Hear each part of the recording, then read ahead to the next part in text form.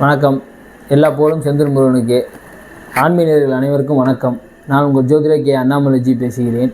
இப்போ பார்த்தீங்கன்னா நமக்கு ஆடி மாத ராசி பலன்கள் நம்ம பார்க்கக்கூடிய ராசி மேச ராசி. அதோட பலனை பார்த்தீங்கன்னா இப்போ 2ஆம் இடத்துல மேசராசிக்கு சுக்கிரன் வலுப்பெற்று 2ஆம் இடத்துல சொந்த வீட்டில் பவராக ஆட்சி பெற்று இருக்கிறதுனால நம்ம பொருளாதார சேர்க்கை உண்டாகும். நம்ம தனாதிபதி வலுத்ததுனால பொன்பொருள் சேர்க்கை உண்டாகும். ஒரு அந்த இது வரைக்கும் இருந்த கஷ்டங்கள் நீங்கி இந்த மாசத்துல கொஞ்சம் வருவாய் கொஞ்சம் கூட வாய்ப்புகள் இருக்கு. அதே மாதிரிக்கே நம்ம 3ஆம் இடத்தை பார்த்தீங்கன்னா புதனும் குருவும் சேர்ந்து புதன் வலுப்பெற்று இருப்பதனால் கொஞ்சம் முயற்சி எது பண்ணாலும் நம்மளோட வாழ்க்கையில கொஞ்சம் அடுத்த கட்டத்து நாள்றதுக்குள்ள வெற்றி வாய்ப்புகள் நமக்கு கிடைக்கும். புதன் வலுப்பெற்று 3ஆம் இடத்துல இருக்கிறதுனால சொந்த வீட்டுல இருக்கு, அது குருவோட சேர்ந்து இருக்கு. இப்போ ஒரு பெருசா ஒரு நெகட்டிவ் இல்லாம கொஞ்சம் முயற்சி பண்ணா கொஞ்சம் ஜெயிக்கலாம், அந்த மாதிரி ஒரு அமைப்பு.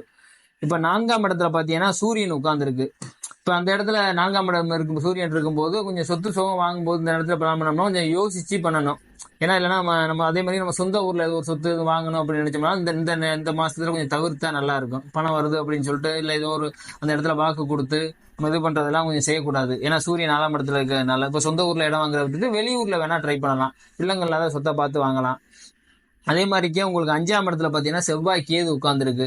செவ்வாய் கேது உட்கார்ந்துருக்கும் போது உடல்நிலையில கொஞ்சம் அக்கறையா இருக்கணும். கொஞ்சம் உடல்நிலை கொஞ்சம் அக்கறை தேவை.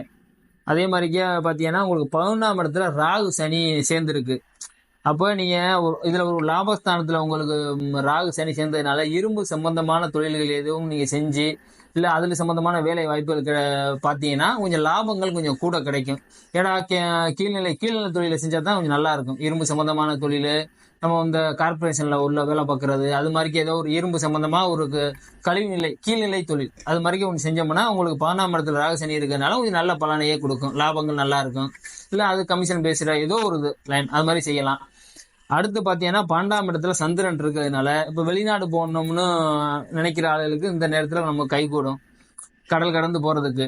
அதையும் நம்ம சொந்த ஜாதகத்துல ஜோதிஷாதத்துல தசாபத்தியை கொஞ்சம் பார்த்து அதுக்கு உங்களுக்கு ஒத்து வந்துச்சுன்னா இந்த நேரத்தில் நீங்க முயற்சி பண்ணீங்கன்னா உங்களுக்கு வெளிநாடு போறதுக்கு ஒரு நல்ல யோகமான அமைப்பா இருக்கும். அதனால நீ இந்த மாசத்துல கொஞ்சம் உங்களுக்கு பார்த்தீங்கன்னா 100க்கு ஒரு 80% நல்ல பலன் தான் இருக்கு. கொஞ்சம் எந்த இதா இருந்தாலும் கொஞ்சம் முயற்சி பண்ணி சொந்த ஜாதகத்தை கொஞ்சம் பரிசீலனை பண்ணி நீங்க அடுத்த கட்டத்துக்கு நகல்றதுக்கு இந்த மாசத்தை கொஞ்சம் யூஸ் பண்ணா கொஞ்சம் நல்லா இருக்கும். நன்றி, வணக்கம்.